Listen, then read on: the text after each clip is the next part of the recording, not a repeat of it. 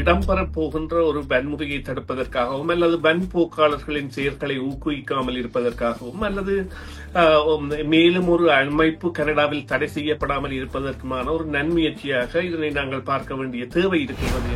யார் இவ்வாறான அதிகாரத்தை கொடுத்தார்கள் இவ்வாறான அமைப்புகளுக்கு இதனை நிறுத்த வேண்டும் என்பதற்கான கேள்விக்கு முதலாய விடை காண வேண்டிய தேவை கனேடிய தமிழ் மக்களிடையே இருக்கின்றது. ஏனென்றால் இது கனேடிய தமிழ் மக்களுக்கான ஒரு வீழ்ச்சி, கனேடிய தமிழ் மக்களை அவமதிக்கின்ற செயற்பாடு அல்லது கனேடிய தமிழ் மக்களை காட்டுமிராண்டித்தனத்திற்கு கொண்டு செல்கின்ற ஒரு செயற்பாட்டின் முகங்களாக இருப்பவர்களின் செயற்பாடு. இங்கே இந்த செயற்பாடுகளில் ஈடுபடுபவர்களுக்கு பெர்சீவ்ட் கான்ஃபிளிக்ட் ஆஃப் இன்ட்ரெஸ்ட், அதாவது அடையாளப்படுத்தப்பட்ட தன்னக முரண்பாடுகளை கொண்ட நபர்கள். அவர்களுக்கு அரசியலில் வருவதற்கான விருப்பங்கள் இருக்கின்றது, தங்களுடைய தொழில்களை தமிழர்களிடையே வைத்திருப்பதற்கான தேவைகள் இருக்கின்றது. அவ்வாறானவர்கள் எல்லாம் சமுதாயத்தின் குரல் போன்று தமிழ் தேசியத்தையும் தேசிய தலைவரையும் தேசியத்திற்காக போராடியவர்களையும் இழிவாக்குகின்ற செயல்களில் ஈடுபடுகின்றார்கள் என்பதும் அவர்களே தாங்கள்தான் தேசியத்திற்கான குரல் என்று அடையாளப்படுத்துவது என்பதும் மிகவும் மலினமானதும்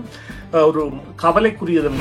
பிள்ளைகளை பறிகொடுத்து இன்னும் தங்களுக்கு அந்த போராட்டத்தின் மீதான அதியுச்ச ஆதரவை கொண்ட ஒரு மக்களை தவறாக வழிநடத்தி அவர்களின் கைகளிலே இந்த புலிக்கொடிகளை கொடுத்து அவர்களை உற்சாகப்படுத்தி அதன் பின்னால் சென்று இவ்வாறான செயற்பாடுகளை செய்பவர்கள் நிச்சயமாக தமிழீழ தேசியத்திற்கும் தமிழீழ தேசிய தலைவருக்கும் அவர் வளர்த்தெடுத்த கொள்கைகளுக்கும் மாறானவர்களாகவும் ஒரு எதிரானவர்களாகவும் இருக்கின்ற செயற்பாட்டை நாங்கள் காண்கிறோம்.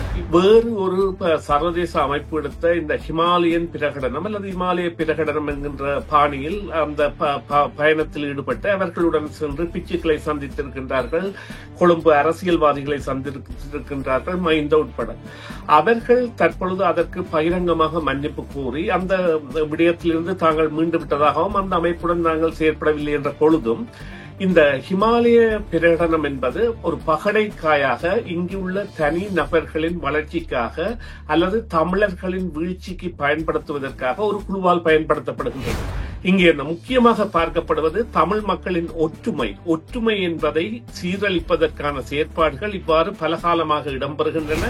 மதுவிலும் அதனுடைய களியாட்டங்களிலும் கொடுக்கப்படுகின்ற ஒரு தலைமைத்துவமாக இருக்கின்றது. அவர்களுக்கு தமிழர்களை பற்றி அக்கறை இல்லை. தமிழர்களுக்கான ஒரு பெரிய பலத்த அடி 2025 ஆண்டில் கிடைக்கப்பெற்ற மிகவும் அவமானகரமான அடியாக இருந்தாலும் தமிழ் தேசியம் என்பது தற்பொழுது விலை பொருளாக கனடாவில் போய்விட்டது என்பதற்கான அடையாளமாக மாறியிருக்கின்றது. உண்மையிலேயே ஒரு உளநோக்கோடு விடுதலை புலிகள் குறித்த பார்வை அல்லது அந்த தேசிய போராட்டம் அல்லது இறந்த மக்கள் குறிப்பான அக்கறை அல்லது இனப்படுகொலை என்று இவர்கள் இனப்படுகொலை என்று கூறுவதை நீங்கள் உண்மை என்று நினைக்கின்றீர்களா? இனப்படுகொலை குறித்த அக்கறை இருந்திருந்தால் இருந்து கதைத்திருப்பார், மக்களை ஒன்றாக்கி இருப்பார். மலினமான ஒரு இனத்தின் கட்டமைப்பை சிதறடிக்கின்ற அல்லது ஒரு இனத்தின் தலைமை விரும்பிய நிலையிலிருந்து அதனை மறுவளமாக கொண்டு செல்கின்ற இவ்வாறு செல்வது என்பது நிச்சயமாக இந்த இனத்தின் இருப்பை கேள்வியாகும். இனத்தின் ஒற்றுமைக்காக வழிகாட்டி சென்றவர்களின் விழுதுகள் நீங்கள் என்று கூறுவதற்கு ஒரு வீதம் கூட இப்பொழுது உங்களிடம் தகுதி இல்லை. அந்த தகுதிக்கு வருவதாக இருந்தால் மன்னிப்பு கேளுங்கள், கை கொடுங்கள், அவர்களை மனையுங்கள், ஒன்றாக செயற்படுங்கள். நீங்கள் விழாக்கள் வைக்கின்றீர்கள், அதே போல மற்றவர்களும் விழாக்கள் வைக்கின்ற பொழுது மட்டும் இமாலய பிரகடனத்தை கொண்டு வருவது போன்ற அந்த தேசிய விடுதலை போராட்டத்தை அவமதிக்கும் செயற்பாடுகளில் இருந்து உங்களை தவித்துக் கொள்ளுங்கள். அது உண்மையிலேயே நீங்கள் தேசத்திற்கும் தேசியத்திற்கும் செய்கின்ற ஒரு பெரிய புண்ணியமாக இருக்கும்.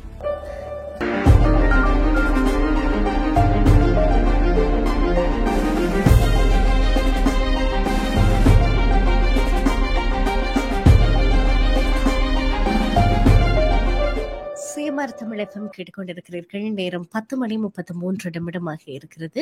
இது சமூக அரசியல் மட்டங்களில் நிகழ்ந்து கொண்டிருக்கும் மிக முக்கியமான விடயங்களை பேசுவதற்கான நேரமாக இருக்கிறது. அந்த வகையிலே கனேடிய தமிழர்களை பொறுத்தவரைக்கும் இன்றைய நாள் ஒரு துக்க நாள். காரணம், நீங்கள் எல்லாருமே அந்த செய்தியை அறிந்திருப்பீர்கள். 10 வருடங்களுக்கு மேலாக ஒரு நீண்ட காலமாக கனேடிய மண்ணிலே தமிழர்களினுடைய ஒரு அடையாளமாக, இல்லாவிட்டால் தமிழர்களுக்கு கிடைத்திருக்கக்கூடிய அங்கீகாரமாக இருந்திருக்கிற ஒரு நிகழ்வு, அதாவது எங்களுடைய பண்பாடு, கலாச்சாரம், கலைகள் இவைகளை எல்லாம் பறைசாற்றுவதற்கு ஒரு மிகப்பெரிய திருவிழாவை போல ஒரு திருவிழாவை தமிழர்கள் இங்கே கனடாவிலே நடத்தி கொண்டு வந்தார்கள்.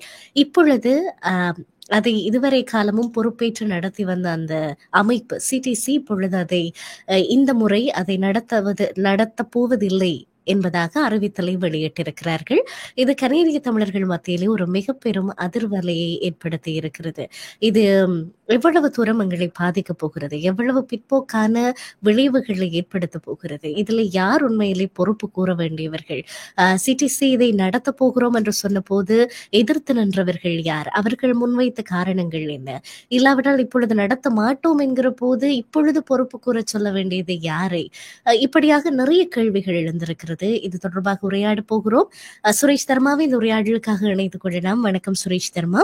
வணக்கம் பிரியா. வணக்கம் நேயர்களே. இன்னும் ஒரு உரையாடலில் உங்களை சந்திப்பதில் மகிழ்ச்சி சுரேஷ் தர்மா. சிடிசி நான் ஏற்கனவே சொன்னது போல இந்த தமிழர் திருவிழாவை இந்த வருடம் நடத்த போவதில்லை என்கிற அறிவிப்பை விடுத்திருக்கிறார்கள். இது பற்றி உங்களுடைய கருத்து என்ன?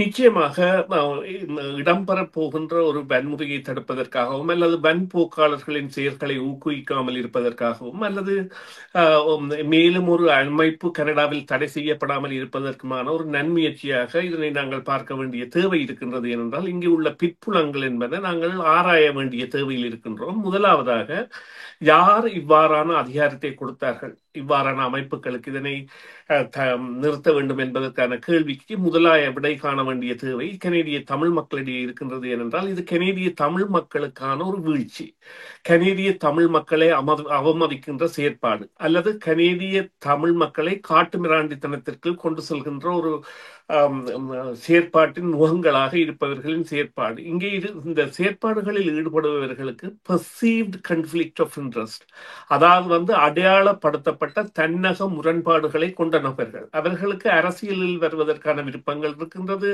தங்களுடைய தொழில்களை தமிழர்களிடையே வைத்திருப்பதற்கான தேவைகள் இருக்கின்றது. அவ்வாறானவர்கள் எல்லாம் சமுதாயத்தின் குரல் போன்று தமிழ் தேசியத்தையும் தேசிய தலைவரையும் தேசியத்திற்காக போராடியவர்களையும் இழிவாக்குகின்ற செயல்களில் ஈடுபடுகின்றார்கள் என்பதும், அவர்களே தாங்கள் தான் தேசியத்திற்கான குரல் என்று அடையாளப்படுத்துவது என்பதும் மிகவும் மலினமானதும் ஒரு கவலைக்குரியதும் விடயம். இதில் இந்த கவலை என்று குறிப்பிடுவது எது என்றால், இறந்தவர்களை கொன்ற சகோதரங்களை அல்லது சகோதரிகளை அல்லது பிள்ளைகளை பறிகொடுத்து இன்னும் தங்களுக்கு அந்த போராட்டத்தின் மீதான அதியுச்ச ஆதரவை கொண்ட ஒரு மக்களை தவறாக வழிநடத்தி அவர்களின் கைகளிலே இந்த புலிக்கொடிகளை கொடுத்து அவர்களை உற்சாகப்படுத்தி அதன் பின்னால் சென்று இவ்வாறான செயற்பாடுகளை செய்பவர்கள் நிச்சயமாக தமிழீழ தேசியத்திற்கும் தமிழீழ தேசிய தலைவருக்கும் அவர் வளர்த்தெடுத்த கொள்கைகளுக்கும் மாறானவர்களாகவும்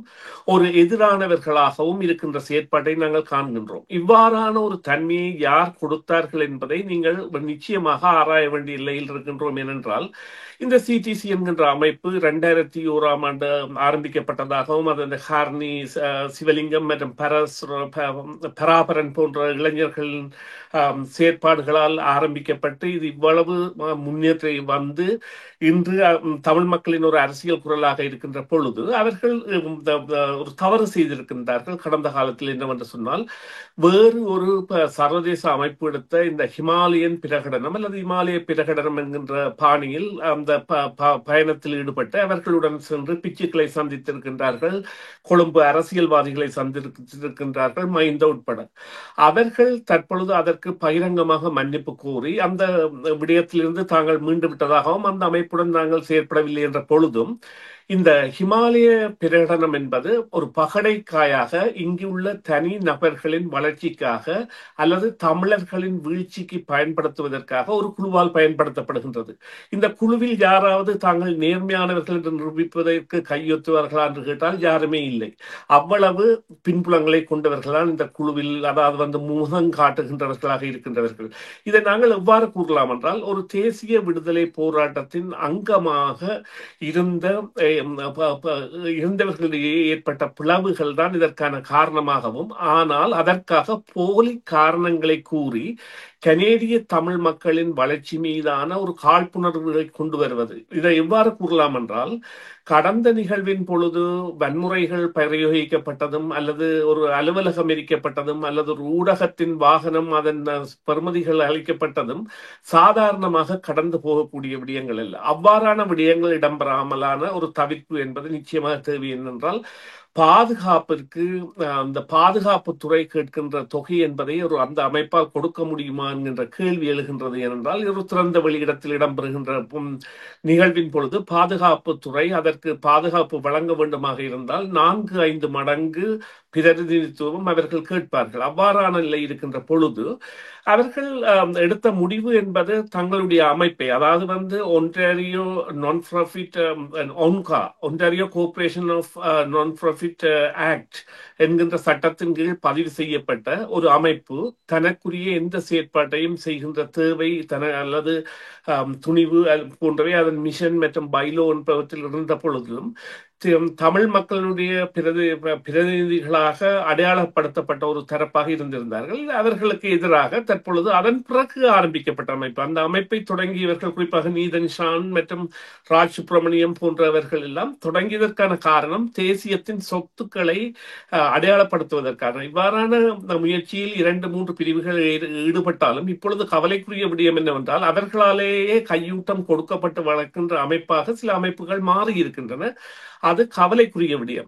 எந்த ஒரு அதாவது தலைவனுக்குரிய ஒரு அழகான பண்பு தன்னை சாதாரண மனிதனாக பார்ப்பது, தனது குடும்பத்திற்குரிய செலவுகளை கூட விடுதலை போராட்டத்தில் இருந்து எடுக்காத அல்லது தனது குடும்பத்துடன் தன்னை போராட்டத்தில் ஈடுபடுத்திய அந்த தலைவன் எந்த மக்களை நம்பினானோ அந்த மக்களே அவரை அந்த மக்கள் என்பது அவர் நம்பிய தலைமைகளே அவரை அவமதித்து அவருக்கு அந்த விடுதலை போராட்டத்தை கொச்சப்படுத்துகின்ற செயற்பாடுகளில் ஒரு அங்கமாக இதை நாங்கள் பார்ப்பதாக இருந்தாலும் இங்கே முக்கியமாக பார்க்கப்படுவது தமிழ் மக்களின் ஒற்றுமை என்பதை சீரழிப்பதற்கான செயற்பாடுகள் இவ்வாறு பலகாலமாக இடம்பெறுகின்றன. இதனை நாங்கள் தொடர்ந்தும் கடந்து போக முடியாது. இது ஒரு தற்காலிக நிறுத்தமாகத்தான் இருக்க வேண்டும் என்று சொன்னால் கனடாவில் தமிழர்கள் எவ்வாறு அதாவது மிரட்டப்படுகிறார்கள் அல்லது இவ்வாறான செயற்பாடுகளுக்கு ஈடுபடுத்தப்படுகின்றார்கள் என்பதற்கான சாட்சியங்களாக பல தடைகள் போன்றவை எல்லாம் இருக்கின்றன. இருந்த பொழுதிலும் அதே முகங்கள் மறைமுகங்களாக இவ்வாறான செயற்பாடுகளில் ஈடுபடுவது என்பது மிகவும் ஒரு மலினமானது. இவர்களுக்கு இப்பொழுது இங்கே உள்ள தேவை என்னவென்று சொன்னால் கையூட்டு பெறுகின்ற அல்லது சம்பளம் பெறுகின்ற தரப்பாக இருக்கின்ற சிலருக்கு இவ்வாறான செயற்பாடுகள் மூலம் தங்களுடைய வாழ்வியலை கொண்டு செல்வதற்கான முயற்சி தேவை. ஆனால் இங்கே இருக்கின்ற கவலை என்னவென்று சொன்னால் வயது முதிர்ந்தவர்கள், 60 வயதிற்கு மேற்பட்டவர்கள், 80 வயதானவர்கள் கூட தங்களுக்கு மேடைகளில் இடம் கிடக்காத இடத்து அந்த மற்ற அமைப்புகள் மீது காழ்ப்புணர்வை கொண்டு வருவது என்பது கவலை. அதாவது பேரப்பிள்ளைகளை கண்டவர்கள் கூட இளையவர்களை போல இன்னத்தை கற்பிக்கின்றார்கள் என்று தெரியாது. அதாவது புலிக்கொடிகளை தாங்கிய வண்ணம் அமைப்புகளுக்கு எதிராக தங்களுடைய சகோதர அமைப்புக்காக இருந்து பேச வேண்டிய ஒரு விடயத்தை ஒருவர் மன்னிப்பு கேட்ட பிறகு அவர்களுக்கு எதிராக புலிக்கொடிகளை அதாவது தேசிய கொடி எவ்வாறு பாவிக்கப்பட வேண்டும் என்பது அறிவுறுத்தப்பட்ட பிறகும் அதனை ஒரு மிகவும் கேவலமான முறையில் அதனை பயன்படுத்தி தாங்கள் வயதிற்கு மரியாதை இல்லாமல் பிற பிள்ளைகளுடன் புகைப்படத்தை முகல் நூலில் போடுகின்ற பெண்கள் கூட அல்லது வயது முதிர்ந்த ஆண்கள் தலைவர்கள் என்ற பெயரில் இருக்கின்றார்கள். அவர்களுக்கு தலைமைத்துவம் என்பது எவ்வாறு என்றால் மதுவிலும் அதனுடைய களியாட்டங்களிலும் கொடுக்கப்படுகின்ற ஒரு தலைமைத்துவமாக இருக்கின்றது. அவர்களுக்கு தமிழர்களை பற்றி அக்கறை இல்லை. அல்லது இந்த குற்றவியல் என்பது அவர்களை பொறுத்தவரையில் சாதாரணம். அதாவது இந்த சப்சிடி அல்லது தொடர் தங்களுக்குள்ளேயே பகிர்ந்து கொள்வது போன்றதெல்லாம் சாதாரணம். அவ்வாறானவர்களை தலைவர்களாக வைத்திருப்பதன் மூலம் அவர்களால் எந்தவித நடவடிக்கையும் எடுக்க முடியாத ஒரு நிலைமை இருக்கின்றது. இந்த நிலையில் ஊடகம், நீங்கள் இன்று ஊடகமாக ஒரு சமூகத்தை வழிநடத்துகின்ற பொறுப்பை ஏற்றிருக்கின்றீர்கள். இது நிச்சயமாக வரவேற்கத்தக்க ஒன்று. ஆமாம், ஒரு மாஃபியாக்கள் செயல்படுவதை போல செயல்பட்டிருக்கிறோம். இது இந்த நிகழ்வை நடத்தினீர்களாக இருந்தால் அப்படி செய்வோம் இப்படி செய்வோம் என்ற மிரட்டல் எல்லாம் எடுத்து கடைசியாக இந்த ரவுடிசம் வென்றிருக்கிறது என்பது போல் ஆகி இருக்கிறது.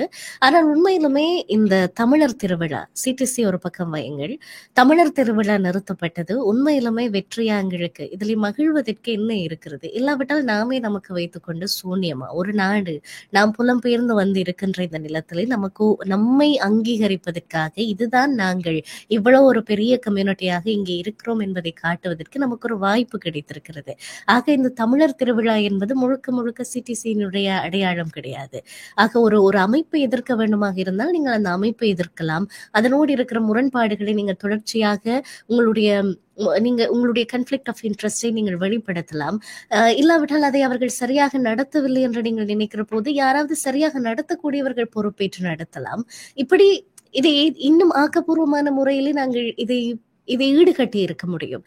ஆனால் ஒட்டுமொத்தமாக பதவிகளை தக்க வைத்துக் கொள்வதற்கு அவர்கள் தங்களை பாதுகாத்துக் கொள்வதற்கு ஒரு சமூகத்தினுடைய அடையாளமாக வாய்ப்பாக இருந்திருக்கிற ஒரு மிகப்பெரிய ஒன்றை இன்றைக்கு இல்லாமலாக்கி இருக்கிறார்கள். இதற்கு யார் பொறுப்பு கூற வேண்டும் சுரேஷ் தர்மா?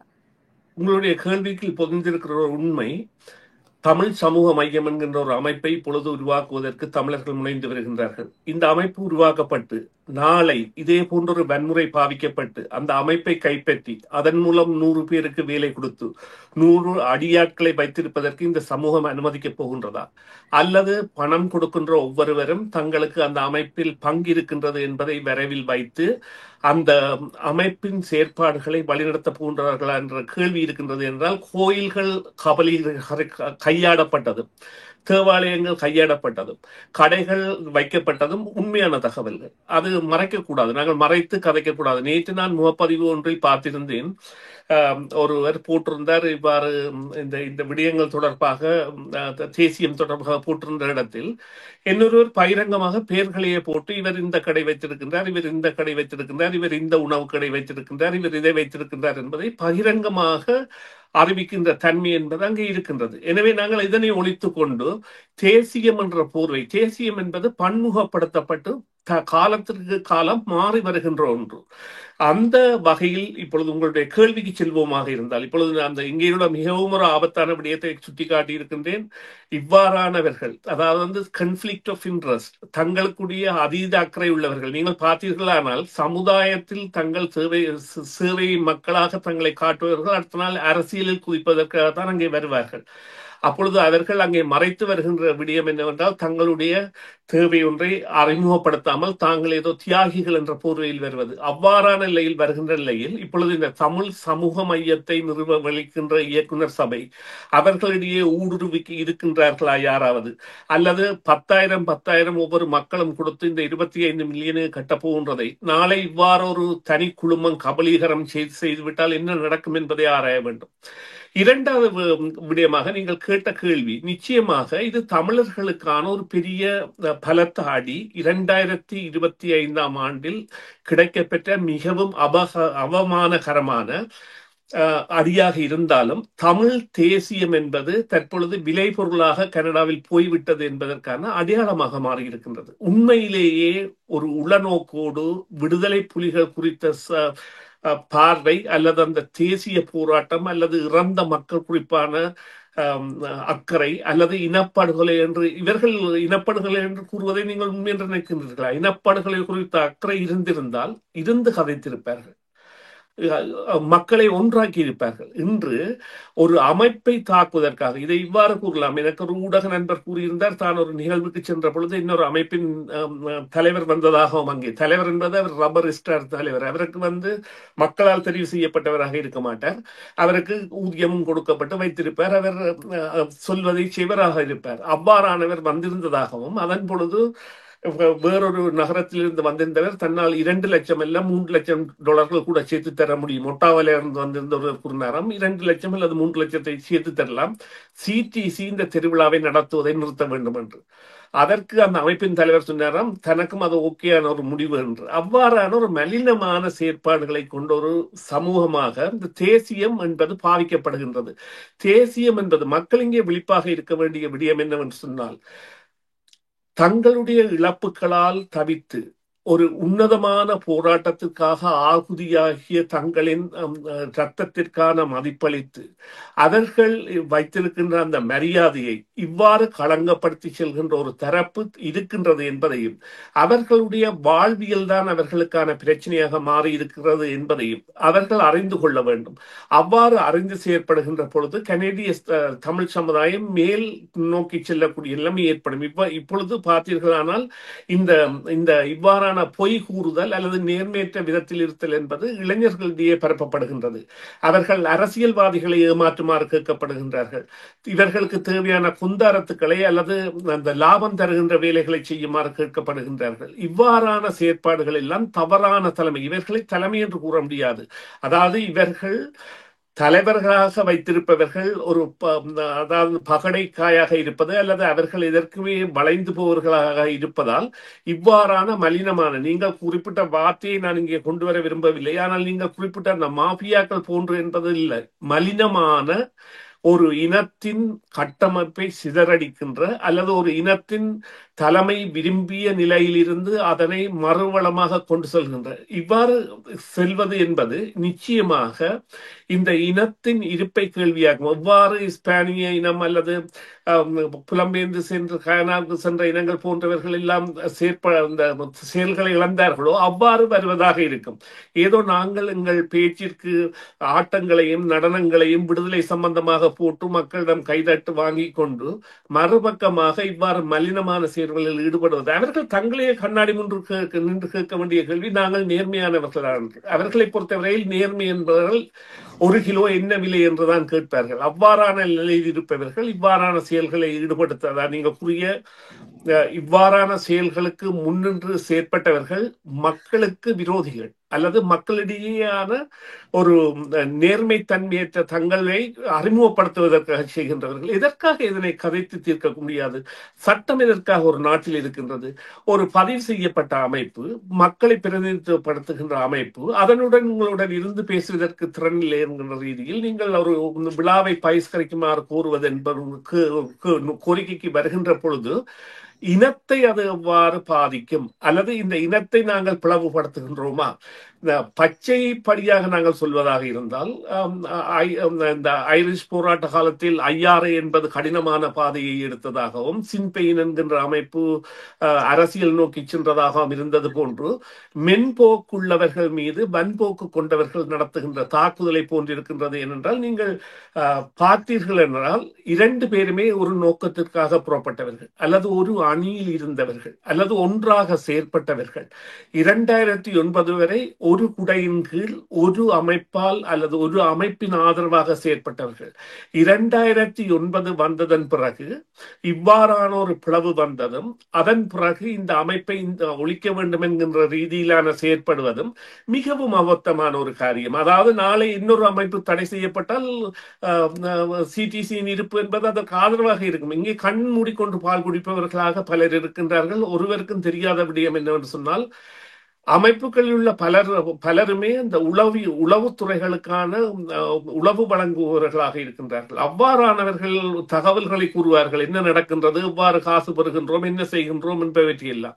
அவையெல்லாம் சில வேளைகளில் அந்த அரசு நடவடிக்கைகளில் எடுக்கும் பொழுது இவ்வாறான அமைப்புகளின் தேவை என்பது இருக்கின்றது. எனவே அவ்வாறான ஒரு செயற்பாட்டில் இருந்து தன்னை காப்பாற்றிக் கொண்ட அமைப்பாக இன்று சிடிசி தன்னை பாதுகாத்து விட்டது இந்த விழாவை இந்த வருடம் தற்காலிகமாக நிறுத்துவதன் மூலம். ஆனால் அவர்களுக்கு என்று இருக்கின்ற வரைவிலக்கணங்கள் ஜாப்புக்களை எல்லாம் வைத்து அவர்கள் மீண்டும் எழுவார்கள் அல்லது செய்வார்கள் என்பதையெல்லாம் அவர்களுடைய இயக்குனர் சபை எவ்வாறு செய்ய போகின்றது என்று இருக்கின்றது. ஆனால் இந்த பாதிக்கப்பட்டதாக இருப்பது தமிழ் மக்களிடையேயான ஒற்றுமை அல்லது தமிழ் தேசியம் என்பது விரும்பியதான உண்மை. இது குறித்து பல தகவல்களை நாங்கள் பகிரலாம், ஆனால் அதற்குரிய நேரம் போதாமை என்பதுதான் உண்மை. நிச்சயமாக. ஆக சிடிசி இப்பொழுது தப்பித்துக் கொண்டது. ஆனால் அதற்காக பணயம் வைக்கப்பட்டது என்னென்று கேட்டால், தமிழ் மக்களினுடைய ஒரு மிகப்பெரிய அடையாளமாக இருந்திருக்கிற தமிழர் திருவிழா. இப்பொழுது தமிழ் கெனேடியராக இது சிடிசிக்கான ஆதரவு குரல் அல்ல. தமிழர் திருவிழா எங்கள் ஒவ்வொருவரினுடைய உரிமை.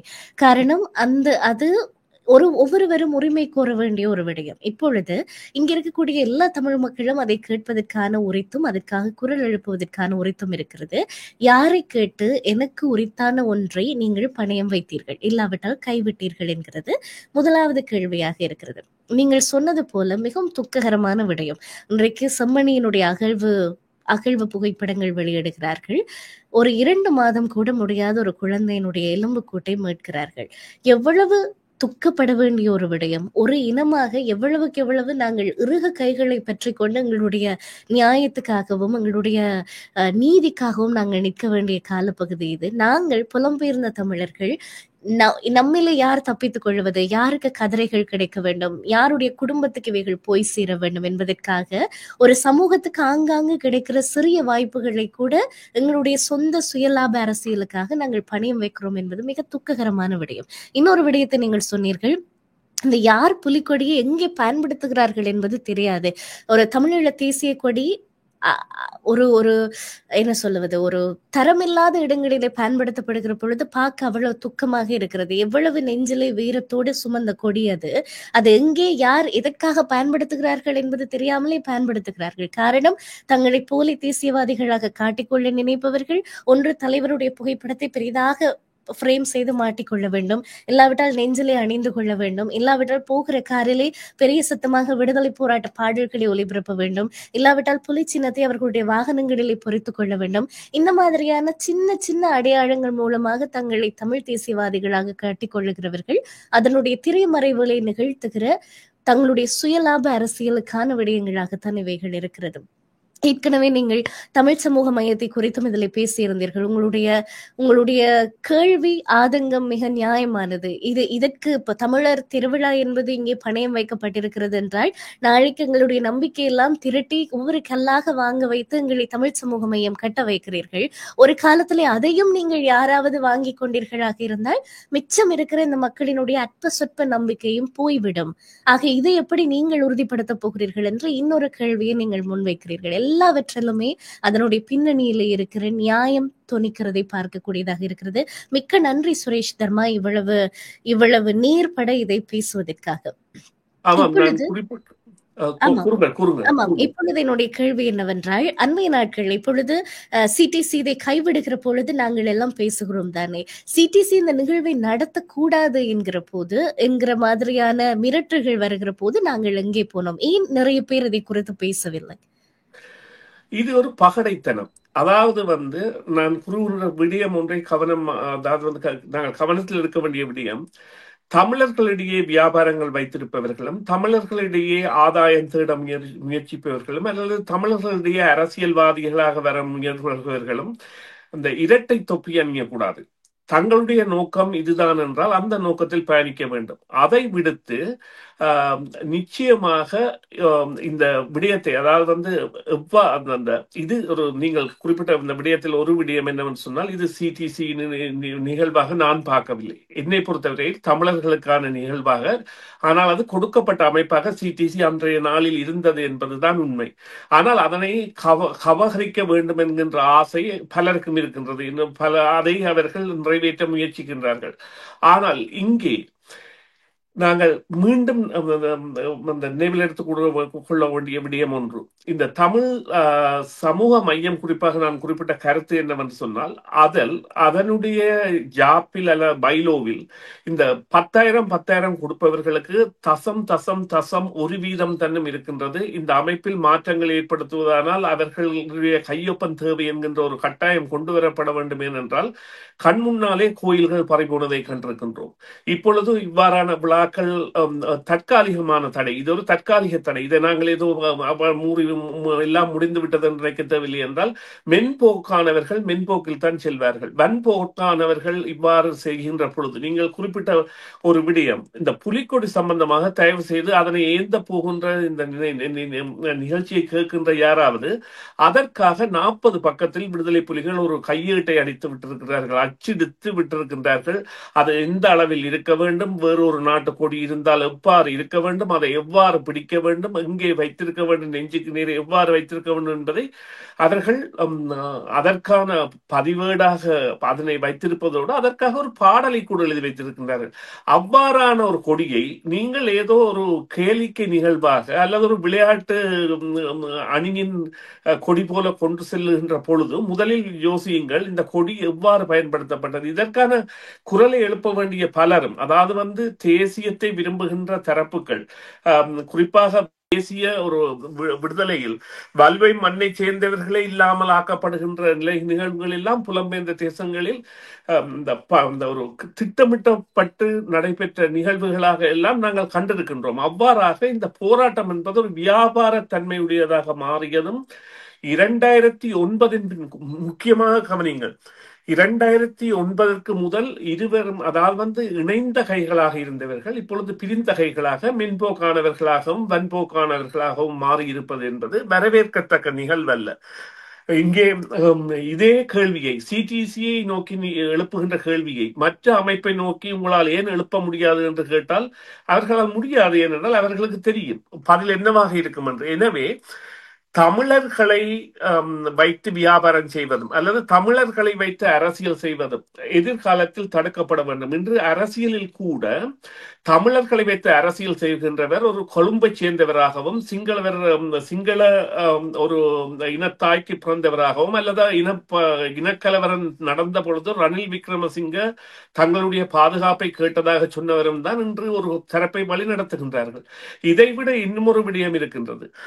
மஹிந்தவை சந்தித்து காசு கொடுத்தவர்கள் அல்லது வடக்கில் சென்று பல்கலைக்கழகம் கட்டுபவர்கள் போன்றெல்லாம் பல தரப்புகள் ஈடுபட்ட பொழுதும் அதை குறித்து வாய் திறக்க மாட்டார்கள் என்றால் அவர்கள் இவர்களுடைய நட்பு வட்டாரத்தில் உள்ளவர்கள். அவர்கள் குறித்த இப்பொழுது கூறுங்கள், ஒரு வியாபாரம் இருக்கின்றது, அது ஒரு தென்னிந்திய திரைப்பட ஒரு டிரெக்டருடைய மகனுடைய பெயரில் இருக்கிறது. அந்த வியாபாரம் இன்னொருவருக்கு மாற்றப்படுகின்றது. அவருடைய பெயர் பரந்தாமராக இருக்கலாம், அவர் இன்னொருவருக்கு மாற்றப்பட்ட அந்த வியாபாரத்தின் மூலம் புறப்பட்ட காசு வடக்கில் கொண்டு போய் முதலீடு செய்யப்படுகின்ற பொழுது இது மக்களின் பணம் என்று கேட்க மாட்டார்கள் என்றால் அதே நிலையில் தான் மற்றவர்கள் கூட இருக்கின்றார்கள். அப்பொழுது இந்த நிலையிலிருந்து மாறுபடுவதற்கான வெளிப்படை தன்மைகள் என்பன சமூக வட்டாரங்களில் ஈடுபட வேண்டும். அவ்வாறு ஈடுபடுகின்ற பொழுதுதான் இந்த தமிழ் சமூகம் என்பது மேல்நிலைக்கு வரும். அல்லது இது அந்த தங்களுடைய பரம்பரைகளுக்கு இதை கடத்துவதாகவும் அவர் பரம்பரைகளே இந்த சொத்துக்களை பாதுகாப்பவர்களாக மாறுவதாகவும். இன்று உள்ள உண்மை என்னவென்று சொன்னால், பட்டவர்த்தனமாக கதைப்பாகதாக இருந்தால் 2 ட்ரஸ்டி என 2009 பிறகு அமைக்கப்பட்டது. ஒன்று இளைஞர்கள் தரப்பால் அமைக்கப்பட்டது, மற்றது முதியவர்கள் தரப்பால். 2 ட்ரஸ்டியை சேர்ந்தவர்களும் சென்று சொத்து வைப்பவர்களிடம் நேரடியாகவே கேட்டார்கள், இது நாட்டிற்குரிய சொத்து, இதை நாங்கள் தர வேண்டும் என்று. இன்று அந்த சொத்து வைத்துள்ளவர்களே அமைப்பை வழிநடத்துவர்களாக மாறி இருப்பது என்பதை இன்னொரு ஊடக முகநூல் பதிவு ஒன்று, நேற்றைய முகநூல் பதிவு, அந்த பதிவு ஒன்றில் ஒருவர் வெளிப்படுத்தி இருக்கின்றார். இவர்களால் தானே இது வழிநடத்தப்படுகின்றது, அப்ப அது எவ்வாறு இதனை செய்யலாம். அதே போல இன்று இந்த தமிழ் தேசிய, அதாவது தமிழர்கள், இது தமிழ் சமூகத்தின் நிகழ்வு, நான் ஒரு அமைப்பின் நிகழ்வாக பார்க்கவில்லை. இந்த நிகழ்வை பற்றி கேள்வி கேட்கின்ற ஒரு ஊடகவியலாளர் தான் இப்பொழுது ஆதரிக்கின்ற அந்த அமைப்பை பற்றி 2010 ஆண்டு ஒரு பதிவை வெளியிட்டிருந்தார். இந்த அமைப்பு என்பது சொத்துக்களை சேகரிப்பதற்காக ஏற்படுத்தப்பட்ட அமைப்பு, ஆனால் அவர்கள் அதை செய்ய தவறிவிட்டார்கள் போன்று. எனவே சகலதையும் மறவுங்கள். உங்களுக்குள் உள்ள பிளவுகள், அதாவது உங்களுக்குள்ள பிளவுகள் என்பது போட்டி மனப்பான்மையுடையது, யார் பெரியவர் என்பதை நிரூபிப்பதற்குரியதாக இருக்கின்றது. அதிலிருந்து விடுபட்டு நீங்கள் உண்மையிலேயே தேசியம் சார்ந்து பயணிப்பவர்களானால் தேசியம் மாறுபடுகின்ற தன்மையுடையது. ஒருவருக்கு ஒரு தேசியம் என்பது வெவ்வேறு விதப்படும். சுரேஷ் பிரேமச்சந்திரனை பொறுத்தவரையில் அவருடைய தேசியம் என்பது ஒரு விதமாகவும், கஜேந்திரகுமாரை பொறுத்தவரையில் அவருடைய தேசியம் என்பது ஒரு விதமாகவும், சுமந்திரனை பொறுத்தவரையில் அவருடையது ஒரு விதமாகவும், ஸ்ரீதரனுடைய ஒரு விதமாகவும் இருக்கும். அதே போன்றுதான் இங்கேயும் இருக்கும். அதற்காக நீங்கள் அந்த தமிழ் இனத்தையும் தமிழர்களுடைய விடுதலையும் பலிக்கடாவாக்கி உங்களுடைய வாழ்விற்கும் ஆதாரத்திற்கும் அது அடிப்படையாக இருக்கின்றது என்பது பட்டவர்த்தனமான உண்மை. நீங்கள் நீங்கள் படித்தவர்கள் போன்று முகம் காட்டுகின்ற சிலர் இருந்தால் கூட அவர்களுக்கு கூட கான்ஃபிளிக்ட் ஆஃப் இன்ட்ரெஸ்ட் என்பது இருக்கின்றது. அவர்கள் ஒரு தங்களுடைய உள்நோக்கத்தை வைத்துத்தான் வருகின்றார்கள் என்பது கூட பட்டவர்த்தனமான உண்மை. அவற்றை விடுத்து இருங்கள், பேசுங்கள், கையிலாக கொடுங்கள். ஏனென்றால் உங்களுக்கு படிப்பித்து விட்டு சென்ற பாடமே தமிழ் தேசிய கூட்டமைப்பு ஒன்றை உருவாக்கி எந்த அமைப்புகள் தங்களுக்கு எதிராக போராடினவோ அவை எல்லாவற்றையும் ஒன்று சேர்த்து தமிழர்களிடையே ஒற்றுமை வர வேண்டும் என்பதையும், அதே போன்று மாவீரர் நாளில் மற்ற அமைப்புகளின் போராளிகள் கூட கொண்டாடப்பட வேண்டும் என்கிற செயற்பாட்டில் ஈடுபட்டும் இனத்தின் ஒற்றுமைக்காக வழிகாட்டி சென்றவர்களின் விழுதுகள் நீங்கள் என்று கூறுவதற்கு ஒரு வீதம் கூட இப்பொழுது உங்களிடம் தகுதி இல்லை. அந்த தகுதிக்கு வருவதாக இருந்தால் மன்னிப்பு கேளுங்கள், கை கொடுங்கள், அவர்களை மனையுங்கள், ஒன்றாக செயற்படுங்கள். நீங்கள் விழாக்கள் வைக்கின்றீர்கள், அதே போல மற்றவர்களும் விழாக்கள் வைக்கின்ற பொழுது மட்டும் இமாலய பிரகடனத்தை கொண்டு வருவது போன்ற அந்த தேசிய விடுதலை போராட்டத்தை அவமதிக்கும் செயற்பாடுகளில் இருந்து உங்களை தவித்துக் கொள்ளுங்கள். அது உண்மையிலேயே நீங்கள் தேசத்திற்கும் தேசியத்திற்கும் செய்கின்ற ஒரு பெரிய புண்ணியமாக இருக்கும். நிச்சயமாக. ஆக இந்த நேரத்தில் நீங்கள் சொன்னது போல தமிழர்களினுடைய முகமாக, தமிழ் மக்களினுடைய பிரதிநிதிகளாக, அமைப்புகளாக தங்களை காட்டிக்கொள்ளுகிறவர்கள் உண்மையிலுமே எல்லா தமிழ் மக்களினுடைய கேள்வியும், உங்களை யார் எங்களுடைய பிரதிநிதியாக நியமித்தது? உங்களை யார் உங்களுடைய கருத்துக்களை, உங்களுடைய சொந்த அரசியலை, உங்களுடைய கோபதாபங்களை, பகைகளை எல்லா மக்களினுடைய பொது கருத்தாக நீங்கள் வைக்கிறீர்கள். ஒரு ஜெனரலைஸ் பண்ணின விதத்தில் நீங்கள் வெளியிடுகிறீர்கள். அதற்கு யார் உங்களுக்கு உரிமம் கொடுத்தது? இப்படியான ஒரு அணுகுமுறை, அதாவது இந்த மாதிரி மிரட்டல் விடுத்து இந்த மாதிரி ஒரு ஆரோக்கியமற்ற முறையிலே ஒன்றை சாதிப்பது, இது எந்த அமைப்புக்கும் நாளை நடக்கலாம். நாளை இந்த த்ரெட் என்பது, இந்த அபாயம் யாருக்கு வேண்டுமானாலும் தமிழ் சமூகத்திலே உருவாகலாம்.